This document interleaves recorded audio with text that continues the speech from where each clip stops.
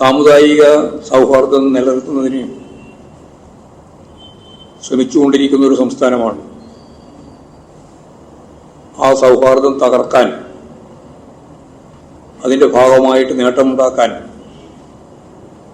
ചിലർ ശ്രമിക്കുന്നു എന്നുള്ളത് മതരാഷ്ട്രവാദികൾ ഉൾപ്പെടെ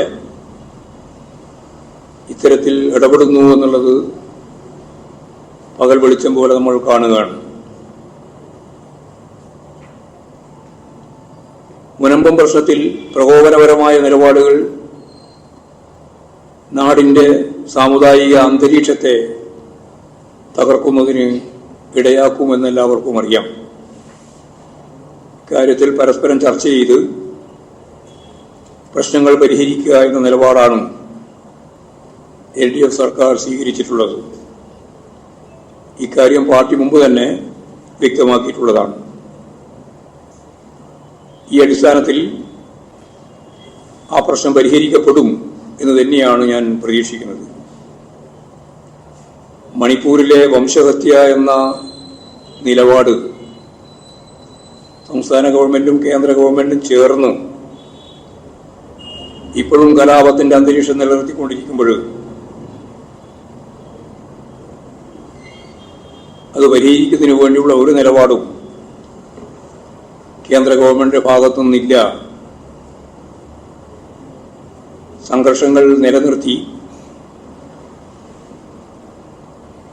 തങ്ങളുടെ സ്വാധീനം വർദ്ധിപ്പിക്കാൻ ശ്രമിക്കുകയാണ് നരേന്ദ്രമോദി ഉൾപ്പെടെയുള്ള കേന്ദ്ര ഭരണാധികാരികൾ. കേന്ദ്ര സർക്കാരിന്റെ ഈ നയങ്ങൾക്കെതിരെ നിലപാടുകൾ എടുക്കുന്നതിന് പകരം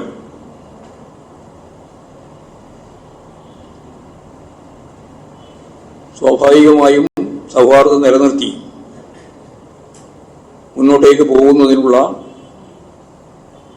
സംഘർഷ ലഘൂകരണ പ്രക്രിയയിൽ ഇടപെട്ടുകൊണ്ടിരിക്കുന്ന ഗവൺമെന്റിനെ കേരളത്തിൽ കുറ്റപ്പെടുത്താനാണ് ചിലർ ശ്രമിക്കുന്നത്.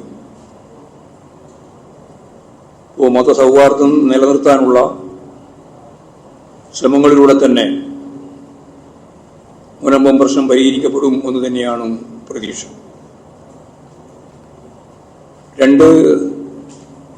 ഒരു പാർലമെന്റ് നിയോജകമണ്ഡലത്തിലും ഒരു അസംബ്ലി നിയോജകമണ്ഡലത്തിലും ഉൾപ്പെടെ 2 ഉപതെരഞ്ഞെടുപ്പുകൾ ഇതിനകം പൂർത്തിയാക്കുകയുണ്ടായി. ചേലക്കര ഉപതെരഞ്ഞെടുപ്പിൽ LDF വൻ ഭൂരിപക്ഷത്തോടുകൂടി ജയിക്കാൻ പോവുകയാണ്. വയനാട് മണ്ഡലത്തിലെ തെരഞ്ഞെടുപ്പിൽ കഴിഞ്ഞ തവണത്തേക്കാൾ മികച്ച പ്രകടനമാണ് LDFിൻ്റെതെന്ന് വ്യക്തവുമാണ്. ഇത്രയും കാര്യങ്ങളാണ് പൊതുവായിട്ട് പറയാനുള്ളത്.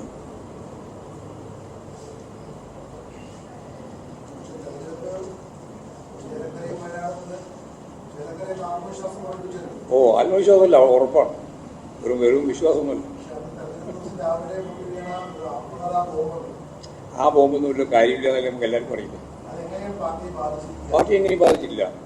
കാരണം ജയരാജൻ തന്നെ പറഞ്ഞു, ഞാൻ എഴുതുകയോ ഞാൻ പറയുകയോ ചെയ്യാത്ത കാര്യം എൻ്റെ പേരിൽ കള്ളപ്രചാരവേല നടത്തിയിട്ടുള്ളതാണ്. ആ പ്രചാരവേല നടത്തിയിട്ടുള്ളവർക്കെതിരായിട്ട് നിയമപരമായിട്ട് നിയമ സംവിധാനം ഉപയോഗിച്ചുകൊണ്ടുള്ള നടപടിയും അതുപോലെ തന്നെ DGPക്ക് തന്നെ ഇത് അന്വേഷിക്കണം എന്ന് പറഞ്ഞുകൊണ്ടുള്ള കത്തും എല്ലാം കൈമാറിക്കഴിഞ്ഞിട്ടുണ്ട്. അന്വേഷണം നടക്കട്ടെ, അന്വേഷണം നല്ലപോലെ നടക്കണം എന്ന് തന്നെയാണ് പാർട്ടി കാണുന്നത്. എന്ത് അല്ല, ഒരാലോചനയിലേക്ക് പിന്നെ ഇങ്ങനെ വരൂല്ലോ. ആര് മാതിരി ചോദ്യത്തിനൊന്നും മറുപടി ഇല്ല കേട്ടോ. EP ജയരാജൻ എന്ന് പറയുന്നത് CPIഎമ്മിന്റെ സെൻട്രൽ കമ്മിറ്റി അംഗമാണ്. പിന്നെ ഞങ്ങൾക്കെതിരായിട്ടാണോ മറ്റേ ജയരാജനെതിരായിട്ടാണോ ഗൂഢാലോചിക്കുന്ന വല്ല കാര്യമുണ്ടോ? പാർട്ടി ശരിയായി തന്നെ മനസ്സിലാക്കി. ഇല്ലാതെ കാര്യം പ്രചരിപ്പിച്ചു തന്നെ വേറെ മനസ്സിലാക്കാനായിട്ട് ഇല്ലാതെ കാര്യം അവതരിപ്പിക്കുന്നത് നില സ്വീകരിച്ചിരിക്കുന്നു. പുസ്തകം പ്രകാശനം ചെയ്യുന്നു പറയുന്ന ദിവസം ആ പുസ്തകം എഴുതിയിട്ടുള്ള ആളെന്ന് പറയണ്ടേ? ജയരാജനാണല്ലോ പുസ്തകം എഴുതിയിട്ടുള്ളത്. അദ്ദേഹം പറഞ്ഞ് ഞാൻ പുസ്തകം എഴുതി പൂർത്തിയായിട്ടില്ല. പൂർത്തിയാവാത്ത ഒരു പുസ്തകം പ്രസിദ്ധീകരിക്കുന്നു എന്നുള്ള വാർത്ത അതിന്റെ ഭാഗമായിട്ട് ഉള്ളടക്കത്തിന്റെ പേരിൽ അവസാനം സരിന്റെ പേര് കൂടി വലിച്ചഴച്ചുകൊണ്ടുള്ള അതിന്റെ ഭാഗമായിട്ടുള്ള കാര്യങ്ങൾ എല്ലാം ചർച്ചയ്ക്ക് വിധേയപ്പെടുത്തുക എന്നുള്ളത് പാർട്ടി വിരുദ്ധമാണ്. അതാണ് ഞാൻ എല്ലാവരും കാണുന്നത് ഇതുപോലെ തന്നെയാണ്. അന്വേഷണം ഗവൺമെന്റ് തലത്തിൽ അന്വേഷണം നടത്താൻ നിയമപരമായിട്ടും ആവശ്യമായ നിലപാട് സ്വീകരിക്കണം. അത് സ്വീകരിക്കുമെന്ന് ജയരാജൻ തന്നെ പറഞ്ഞിട്ടുണ്ട്. ഇല്ല, പാർട്ടി പരിശോധിക്കേണ്ടതായിരുന്നു. പുറത്തു വന്ന കാര്യങ്ങളെ പറ്റിയില്ല ഞാൻ പറഞ്ഞത്. ആദ്യം ജയരാജൻ തന്നെയല്ലേ പറഞ്ഞത്. അതൊന്നും ജയരാജൻ പറഞ്ഞതോ എഴുതിയതും അല്ലാന്ന്. പിന്നെ പറയണെന്താ?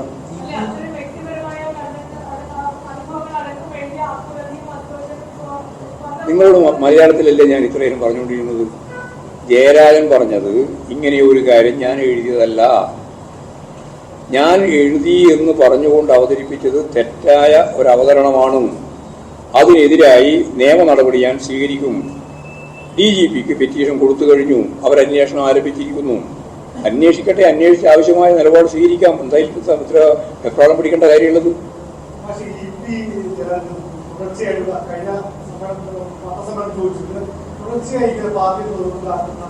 ഇതിലിപ്പോ ജയരാജൻ എന്ത് ചെയ്തു? ജയരാജന്റെ പേരുപയോഗിച്ചുകൊണ്ട് ഈ രീതിയിലുള്ള വാർത്തകൾ സൃഷ്ടിക്കും, അതിനടിസ്ഥാനപ്പെടുത്തിയിട്ടുള്ള കാര്യങ്ങൾ ചെയ്തത് തെറ്റാണ് എന്നല്ലേ പറയാൻ സാധിക്കുള്ളൂ. അതല്ലേ സാർ ജയരാജൻ തന്നെ പറഞ്ഞത് നിയമപരമായ നടപടി സ്വീകരിക്കുന്നു.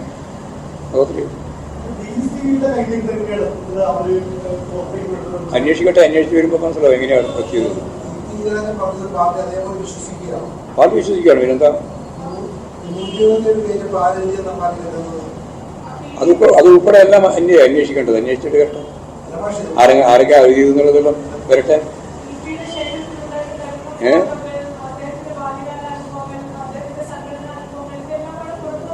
അത് മാത്രമല്ലല്ലോ പുറത്തു വന്നത്. ബാല്യകാല അനുഭവങ്ങൾ മാത്രമല്ലല്ലോ പുറത്തു വന്നത്. അല്ല, അത് മാത്രമേ പുറത്തു വന്നില്ലല്ലോ. ശരി, അത് മാത്രമല്ലല്ലോ പുറത്തു വന്നത്. അതിനിപ്പോൾ എന്തൊക്കെയോ ചേർത്ത് വന്നല്ലോ. അതല്ലേ പ്രശ്നം. എല്ലാ രീതിയിലും സംശയവും.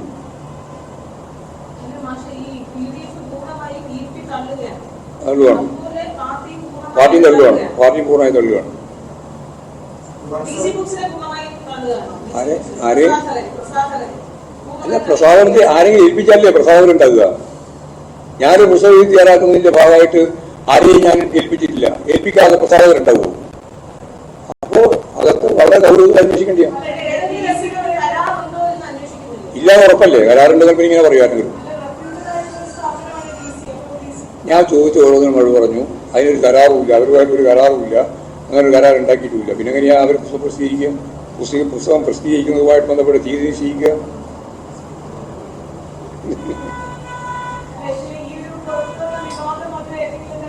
നിങ്ങൾ വിവാദം ഉണ്ടാക്കുന്നതിന് വേണ്ടി ആരാ അതിന്റെ മേലെ കയറാൻ പോകുന്നതെന്ന്? മാധ്യമം തന്നെ ഉണ്ടാക്കി. പറയാതെ ഉണ്ടാക്കി. മാധ്യമം തന്നെയാണ് ഉണ്ടാക്കിയത്. EP ജയരാജനുമായിട്ട് ബന്ധപ്പെട്ട് ഒരു പുസ്തകം ഏതെങ്കിലും ഒരു പ്രസിദ്ധീകരണശാല പുറത്തിറക്കുന്നുവെങ്കിൽ അതിന് ജയരാജൻ ആയാലും ഞാനായാലും ആരായാലും അവരുടെ കൃത്യമായിട്ടുള്ള കരാറും വ്യവസ്ഥയും ഉണ്ടാവേണ്ടതുണ്ട്. അതില്ലാത്തടത്തോളം കാലം സ്വാഭാവികമായിട്ടും ഇത് വ്യാജമായി രൂപപ്പെടുത്തിയ ഒന്നാണ് എന്ന് വ്യക്തല്ലേ? അങ്ങനെയല്ല അവർ വിശ്വസിക്കേണ്ടത്. അത് അങ്ങനെയുള്ള ഒരു പുസ്തകം ഞാൻ എഴുതി പൂർത്തിയാക്കിയിട്ടില്ല എന്ന് ജയരാജൻ തന്നെയാണ് പറയുന്നത്.